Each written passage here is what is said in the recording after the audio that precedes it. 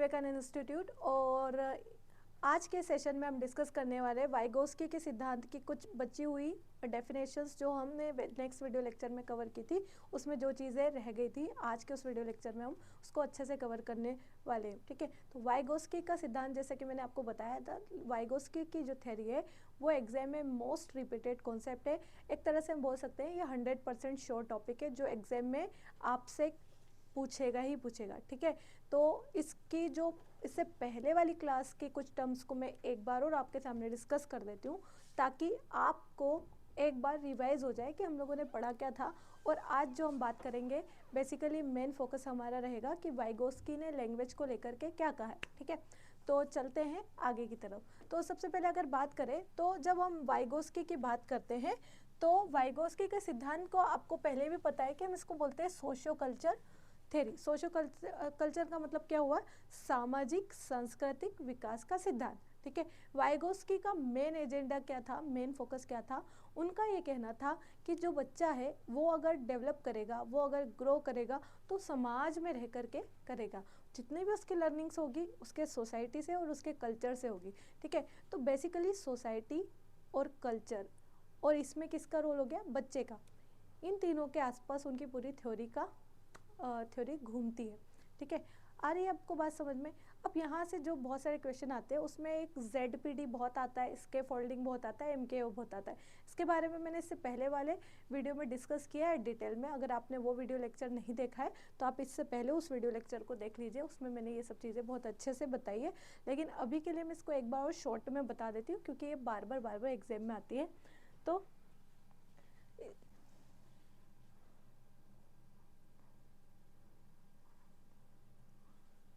ये देखिएगा, देखिए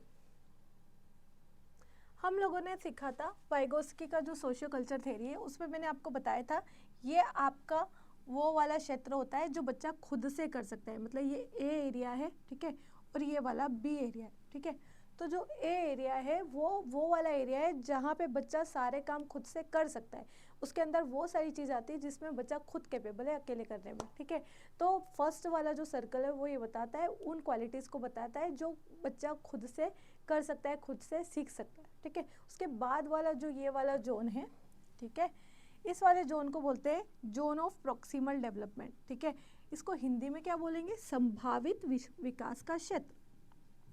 संभावित विकास का क्षेत्र, संभावित विकास का क्षेत्र। ठीक है, बात समझ आ गई आप लोगों को?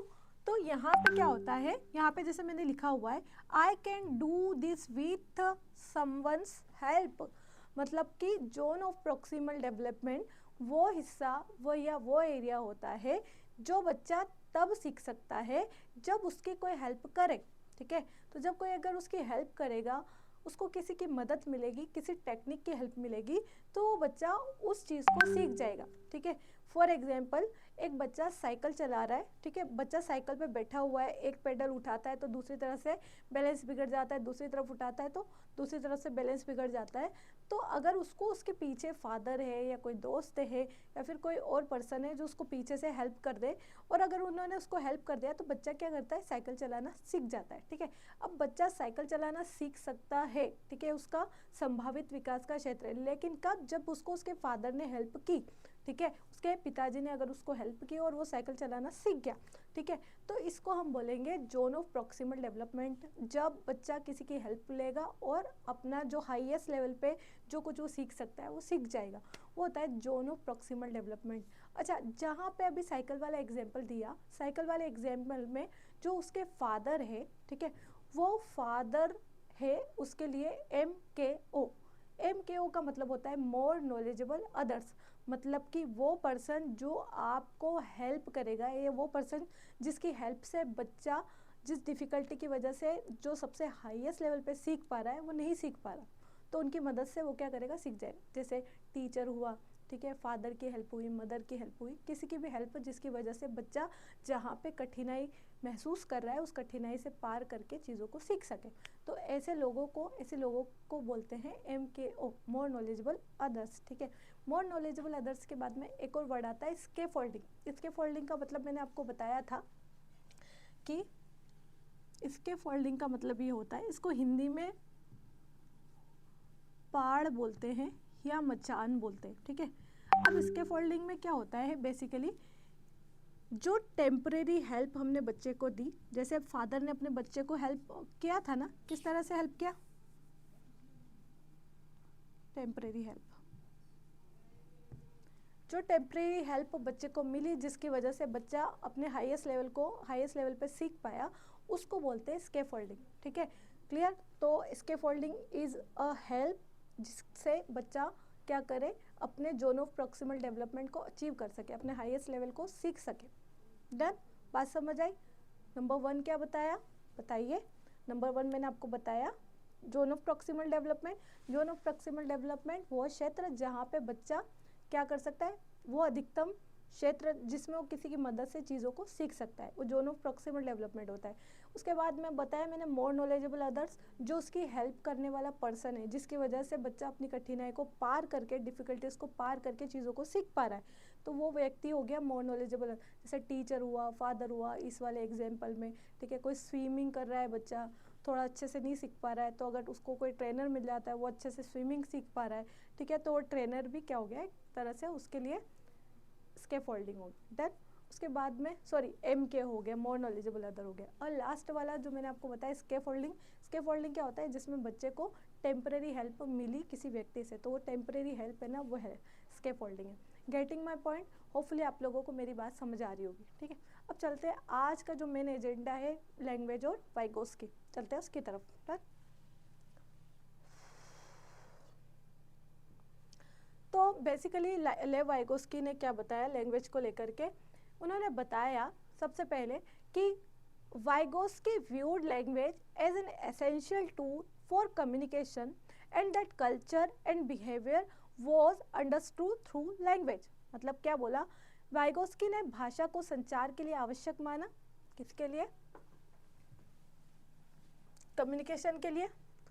ये क्या करता है, कल्चर एंड बिहेवियर, ठीक है, और ये किस, अंडरस्टूड थ्रू लैंग्वेज। इसको किसके द्वारा समझा जा, ठीक है, संस्कृति और व्यवहार को भाषा के माध्यम से समझा जा। क्या बोलना चाह रहा है, देखो सबसे पहली बात तो आप लोगों को याद रखना है कि इन्होंने ये कहा है कि जो लैंग्वेज है वो एक टूल है। क्या है, लैंग्वेज क्या है, एक टूल है, एक आवश्यक उपकरण। लैंग्वेज इज अ टूल जिसकी वजह से क्या होता है, बच्चा समाज में अपनी बात को अच्छे से रख पाता है, अपनी बात का संचार कर पाता है, ठीक है। तो वाइगोस्की ने लैंग्वेज को एक टूल माना जिसकी वजह से बच्चा क्या कर सकता है, अपने समाज में बातचीत कर सकता है, अपनी बात को समाज में रख सकता है। तो लैंग्वेज इज़ अ टूल। इसके अलावा ये बताया है उन्होंने कि जो व्यवहार होता है, यानी कि जो बिहेवियर होता है और जो कल्चर होता है, संस्कृति होती है, तो बिहेवियर और कल्चर जो है ये क्या करते हैं, किस पे डिपेंड करते हैं, ये लैंग्वेज पे डिपेंड करते हैं। ये देखें, है ना, देखा है संस्कृति और व्यवहार को भाषा के माध्यम से समझा जा सकता है, ठीक है। मतलब कि जो लैंग्वेज है, जो संस्कृति है, कल्चर है, और जो क्या है आपका बिहेवियर है, इन दोनों को लैंग्वेज के माध्यम से सीखा जा सकता है, समझा जा सकता है, ठीक है। आप लोगों ने देखा होगा, ठीक है, संस्कृति है, अगर आपको किसी को अपनी संस्कृति को इंट्रोड्यूस करवाना है तो उसके लिए लैंग्वेज चाहिए होती है। कोई अगर सर्टेन बिहेवियर कर रहा है, ठीक है, तो उस बिहेवियर को समझने के लिए भी लैंग्वेज आवश्यक है। मतलब वो क्या बताना चाह रहा है, किस तरह की हरकत कर रहा है, तो उसको ऑब्जर्व कर रहे हैं, ठीक है, आप उसको ऑब्जर्व कर रहे हो, वो बोल क्या रहा है, तो उसके लिए भी भाषा का होना आवश्यक है। होपफुली आप लोगों को मेरी बात समझ आएगी। उसको थोड़ा शॉर्ट में कर देते हैं, ज़्यादा डिफिकल्ट हो रहा हो। सबसे पहली बात उन्होंने बताई क्या, कि जो भाषा है वो एक यंत्र है, एक टूल है, जिसकी मदद से हम क्या कर सकते हैं, समाज में अपनी बात को रख सकते हैं, संचार कर सकते हैं। तो कम्युनिकेशन करने के लिए लैंग्वेज का होना जरूरी है। दैट्स इट, इतना याद रखेगा। चलते हैं आगे की तरफ। अगला ये है कि Vygotsky theory says that social interaction help children develop their ability to use language. दूसरी बात उन्होंने बताया कि सोशल इंटरेक्शन, एक तो ये है कि कम्युनिकेशन करने के लिए लैंग्वेज जरूरी होती है, ठीक है, और उन्होंने यहाँ पे क्या बताया कि जो सोशल इंटरेक्शन है, जो बच्चा कम्युनिकेशन कर रहा है अदर लोगों से, ठीक है, तो ये इंटरेक्शन समाज से जो बच्चा अंतःक्रिया कर रहा है, उसकी वजह से क्या होता है, बच्चे में लैंग्वेज का डेवलपमेंट होता है। आप ये बताइए कि जब जैसे फॉर एग्जांपल हम कोई भी लैंग्वेज सीखने का सोचते हैं, ठीक है, तो उसमें हमको बोला जाता है कि आप उस लैंग्वेज को बोलिए, आसपास वाले लोगों से बात कीजिए, उस लैंग्वेज में बात कीजिए, उस लैंग्वेज में समझिए, उस लैंग्वेज में सोचिए, ठीक है। तो क्या होता है, जब हम बहुत सारी बात एक दूसरे से एक ही भाषा में करते हैं तो उस इंटरेक्शन की वजह से हमारी लैंग्वेज क्या हो जाती है, इम्प्रूव हो जाती। तो यही भाई बात वाइगोस्की ने भी कही। वाइगोस्की ने कहा कि जो लैंग्वेज है, ध्यान से सुनिएगा, वाइगोस्की ने कहा कि जो लैंग्वेज है उससे सामाजिक अंतःक्रिया मतलब सोशल इंटरेक्शन से बहुत अच्छे से सीखा जा सकता है, ठीक है। होपफुली आपको बात समझ आई होगी। चलते हैं नेक्स्ट की तरफ। अगला है thought and language are initially separate. Thought and language are initially separate system. Starting में थॉट और लैंग्वेज इनिशियली कैसे होते हैं, सेपरेट होते हैं। जब बच्चे की उम्र 3 साल से कम होती है तब थॉट अलग होती है, लैंग्वेज अलग होती है। मतलब थॉट कुछ अलग तरीके से डेवलप हो रहे होते हैं, लैंग्वेज कुछ अलग तरीके से डेवलप हो रही होती है, ठीक है। मतलब सोच है ना, थॉट मतलब सोच या विचार, और लैंग्वेज मतलब भाषा। तो विचार और भाषा क्या होते हैं, अलग अलग होते हैं। लेकिन आफ्टर 3 इयर्स, जब बच्चा 3 साल से पार हो जाता है, उसके बाद लैंग्वेज और थॉट एक हो जाते हैं या एक दूसरे पे बहुत ज़्यादा निर्भर करते हैं, ठीक है। जो वो बोलेगा, ठीक है, जो वो सोचेगा वही बोलेगा, ठीक है। तो जिस तरह के विचार होंगे उसी तरह की भाषा हो जाएगी। भाषा और विचार एक दूसरे पे डिपेंडेंट हो जाते हैं, इंटरडिपेंडेंट जिसको बोलते हैं। क्लियर। तो ये वाली बात भी आपको याद रखनी है। डन।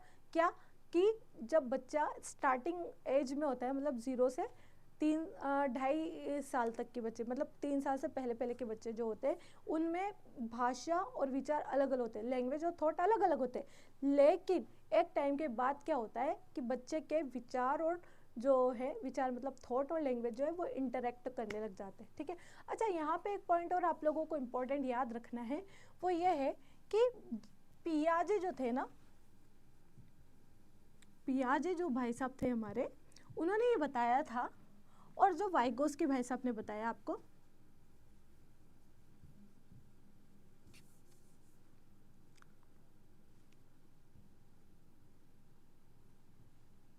जो वाइगोत्स्की ने बताया आपको, ठीक है, इन दोनों ने बताया कि जो वाइगोस्की, बहुत इंपॉर्टेंट बात है, याद रखिएगा, ये जो मैं आपको बता रही हूँ बहुत ज़्यादा इंपॉर्टेंट है, ध्यान रखिएगा। वाइगोस्की ने ये बताया कि जो लैंग्वेज होती है ना, जो लैंग्वेज होती है वो पहले आती है, और जो डेवलपमेंट होता है, डेवलपमेंट वर्ड की जगह आप याद रखिएगा, लैंग्वेज पहले आती है और थॉट बाद में आता है,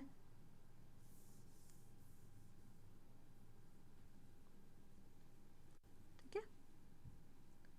ये दूसरे नंबर पे आता है, मतलब पहले आपको भाषा आएगी जो सामाजिक अंतःक्रिया से या सोशल इंटरेक्शन से आप सीखेंगे, उसके बाद आपको क्या होता है, विचार आते हैं, ठीक है। ऐसा किसने बताया, वाइगोस्की ने। लेकिन जो जीन पियाजे ने हमको बताया कि थॉट पहले आता है, उसके बाद लैंग्वेज आती है। मतलब पहले बच्चा विचार करना सीखेगा, उसके बाद भाषा सीखेगा, ठीक है। तो याद रखें, इनके अनुसार भाषा पहले आती है, विचार पहले आता है और लैंग्वेज बाद में आती है। तो ये इंपॉर्टेंट टर्म्स है, अगर आपसे पूछते हैं कभी एग्जाम में तो आप लोगों को याद रखनी है, ठीक है। होपफुली आप लोगों को मेरी बात समझ आई होगी, ठीक है। क्या बोला पियाजे ने कि पहले विचार आएगा फिर भाषा आएगी, और वाइगोस्की ये बोलते हैं कि पहले भाषा आएगी उसके बाद विचार आएगा, ठीक है। चलिए आगे देखेंगे, ठीक है। अब यहाँ पे इन्होंने मोस्ट इंपॉर्टेंट बात की, यहाँ से बार बार सीटेट में क्वेश्चन आता है, प्लीज़ इस चीज़ को ध्यान से समझिएगा कि जो वाइगोस्की उन्होंने 3 प्रकार की भाषा दी है, भाषा के 3 प्रकार बताए हैं। एक बताया आपको सबसे पहले सोशल स्पीच, नंबर 2 पे क्या बताया, देखिए प्राइवेट स्पीच, याद रखिएगा प्राइवेट स्पीच, सोशल स्पीच, और नंबर 3 पे साइलेंट इनर स्पीच।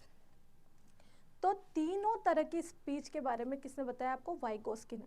याद रखना यहाँ पे पियाजे की ईगोसेंट्रिक स्पीच नहीं आएगी, वो एक अलग मैटर है, उसके बारे में हम कभी बात करेंगे। अभी हम 3 बात कर रहे हैं, सोशल स्पीच, दूसरा क्या बताया आपको, प्राइवेट स्पीच। तीसरा क्या बताया, इंटरनल स्पीच, या जो इंटरनल स्पीच होती है इनिशियल सब जो बाद में आती है बच्चे में, इनर स्पीच जिसको बोलते हैं। Done, okay.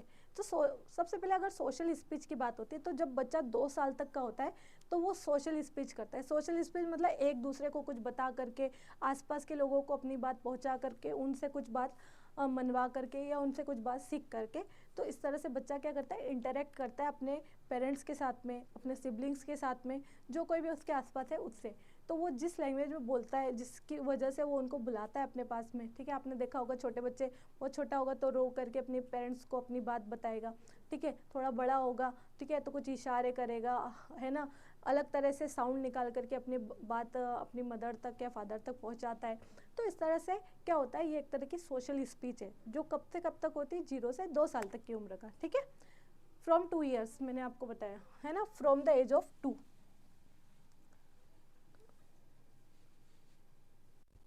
मतलब 2 साल से। क्लियर,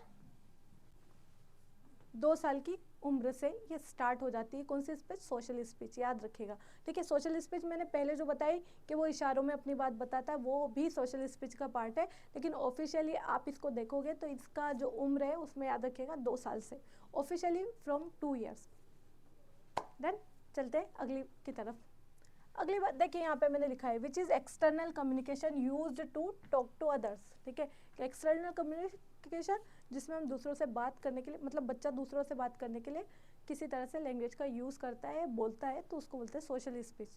अब अगर हम बात करेंगे प्राइवेट स्पीच की, प्राइवेट स्पीच आप लोगों ने अगर देखा हो तो बच्चा कांच में जाता है और अपने आप में बड़बड़ बड़बड़ करके कुछ बोलता है, या फिर आप लोग अपने आप को भी देखें कि है ना, जैसे आप फ़ोन चला रहे हो और फ़ोन में कुछ नई एप्लीकेशन को सर्च कर रहे हैं, या जो एप्लीकेशन है उसको देखना चाह रहे हैं कि वो अंदर में उसमें क्या क्या होता है, तो आप बोलते जाएंगे अपने को कि देखिए अब मैं व्हाट्सअप खोलूँगा, व्हाट्सअप खोलने के बाद में इस कॉन्टेक्ट में जाऊँगा, इस कॉन्टेक्ट में जाने के बाद में इसको ये चीज़ें हैं, ये फाइल्स हैं, यहाँ पे फाइल सेक्शन में जाऊँगा और ये मैंने सेंड कर दी। अपने आप से बोलना, ठीक है, मतलब अपने आप से बोलना, लेकिन थोड़ा सा लाउडली बोलना, मतलब कि आपको आवाज़ आ जाए, मतलब खुद को इंस्ट्रक्शन देने के लिए जो लैंग्वेज बोली जाती है वो प्राइवेट स्पीच होती है। और बच्चों में ये प्राइवेट स्पीच बहुत होती है, ये 3 साल की उम्र से शुरू हो जाती है, ठीक है। बच्चा खुद को इंस्ट्रक्ट करता है, आपने देखा होगा जब बच्चा खुद से खेलता रहता है तो गुड़िया से बात करता है, अब मैं इसको जैसे बच्चियों को देखा होगा गुड़िया को सहलाती है कि है ना, अब मैं इसको ये वाले कपड़े पहनाऊंगी, अब मैं इसको इस तरह से सजाऊंगी, ठीक है, इसके काजल लगाना है, इस है ना, आपने देखा इसका ये घर है, अब ये रोटी बनाएगी, अब ये करेगी। तो इस तरह से जब बच्चा या बच्चे खुद से बात करते हो, खुद को इंस्ट्रक्ट करता है बोलते हुए अपने आप से, वो होती है प्राइवेट स्पीच। कब से शुरू हो जाती है, फ्रॉम 3 ईयर्स, ठीक है।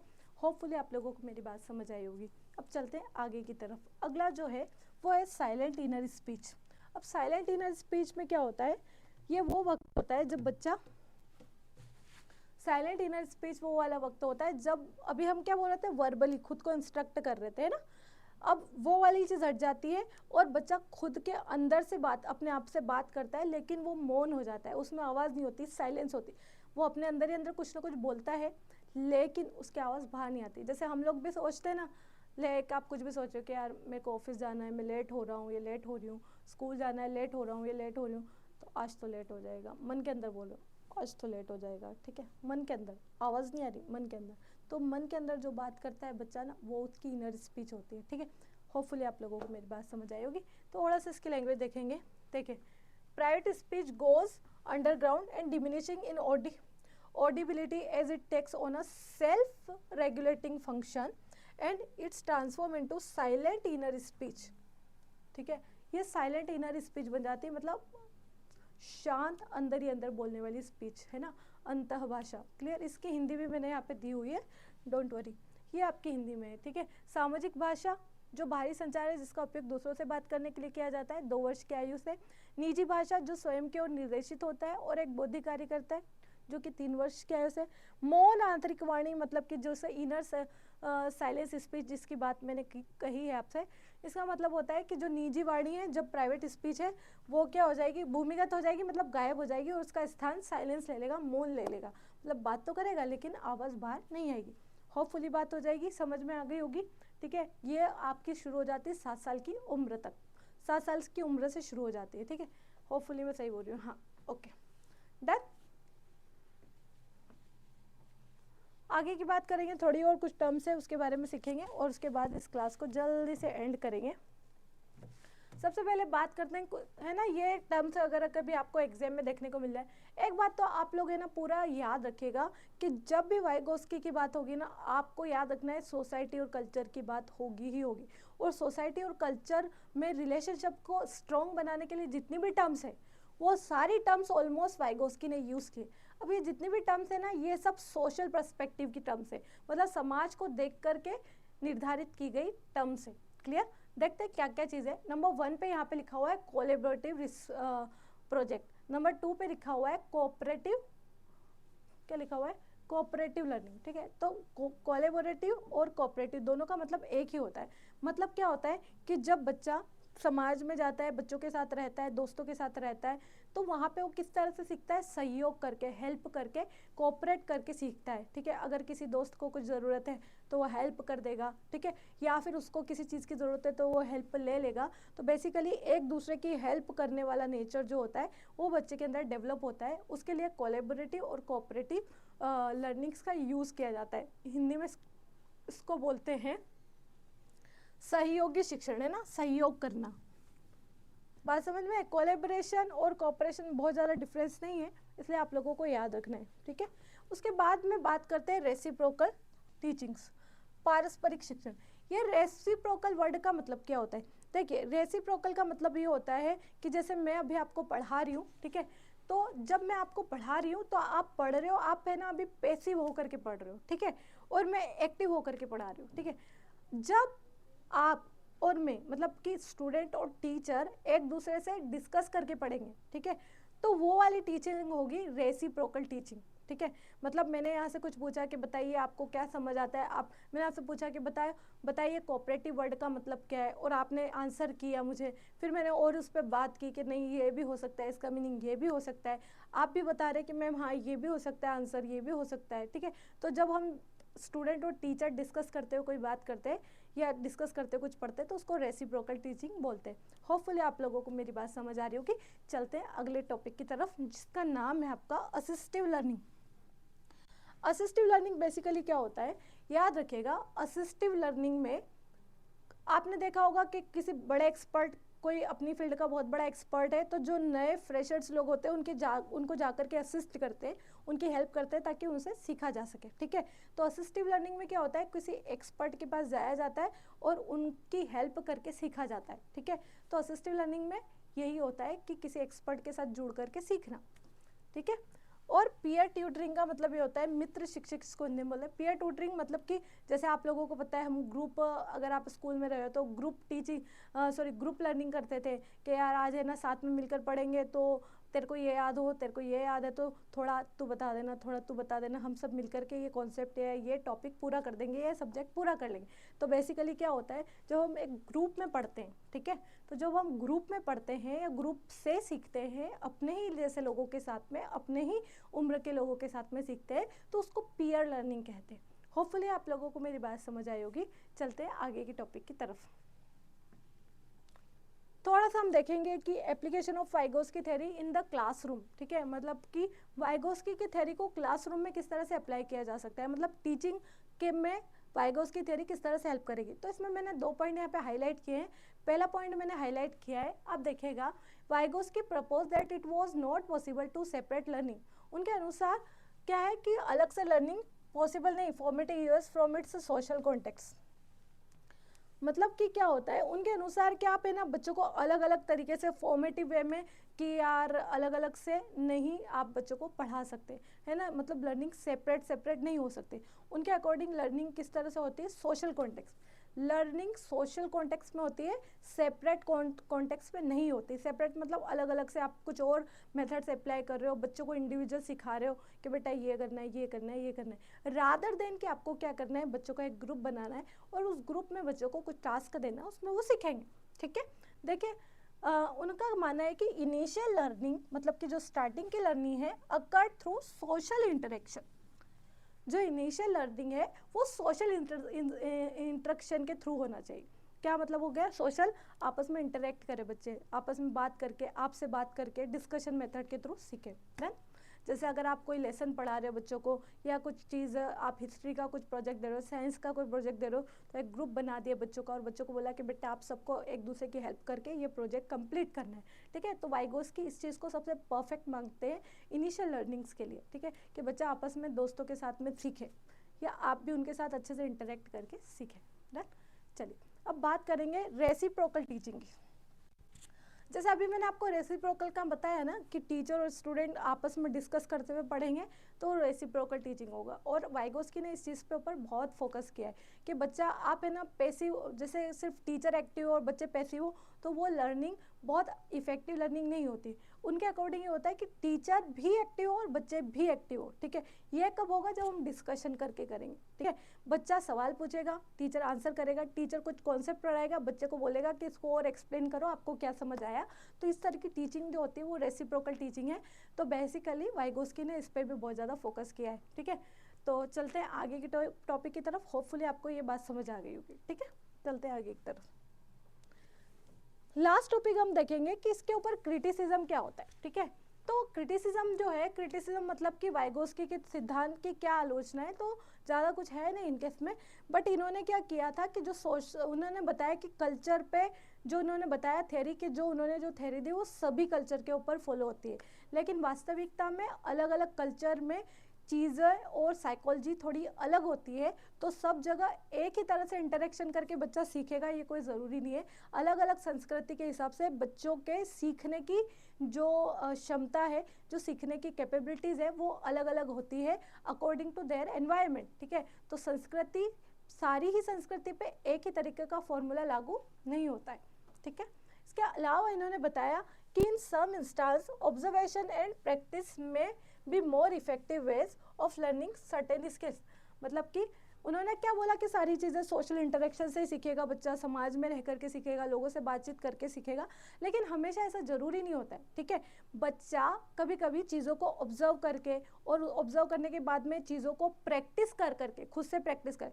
फॉर एग्जाम्पल, अगर आपने बच्चों को एक मैथ का क्वेश्चन यहाँ पे सिखा दिया और फॉर्मूला बता दिया, तो अब बच्चा आपस में डिस्कस करके क्या सीखेगा, वो खुद प्रैक्टिस करेगा, फॉर्मूले को अलग अलग तरह के क्वेश्चन पे अप्लाई करेगा, प्रैक्टिस करेगा तो सीख जाएगा, ठीक है। तो एक ये वाला क्रिटिसिज्म है कि जरूरी नहीं कि बच्चा समाज में इंटरेक्ट करके सीखे। बच्चा बहुत सारी चीज़ें ऑब्जर्वेशन के थ्रू और किसके थ्रू भी सीख जाता है, किसके थ्रू भी सीखेगा बच्चा, प्रैक्टिस के थ्रू, अभ्यास करके भी सीख सकता है। तो होपफुली ये आज आपकी वाइगोस्की की थ्योरी कंप्लीट हुई और मैं उम्मीद करती हूँ कि आपको आज का वीडियो लेक्चर समझ आया होगा। अगर आपको कुछ चीज़ समझ नहीं आई, किसी प्रकार का डाउट है, कुछ भी सीटेट से रिलेटेड या टीचिंग एग्जाम से रिलेटेड आपका कोई भी क्वेश्चन है, तो आप प्लीज़ नीचे कमेंट सेक्शन में मेंशन कीजिएगा, सो दैट आपकी हेल्प की जा सके और आपकी जर्नी को थोड़ा सा ईजी बनाया जा सके। और इस तरह के वीडियो लेक्चर के लिए हमारे साथ में जुड़े रहिए और तब तक के लिए मिलते हैं नेक्स्ट वीडियो लेक्चर में। और तब तक के लिए keep learning and thank you so much for watching.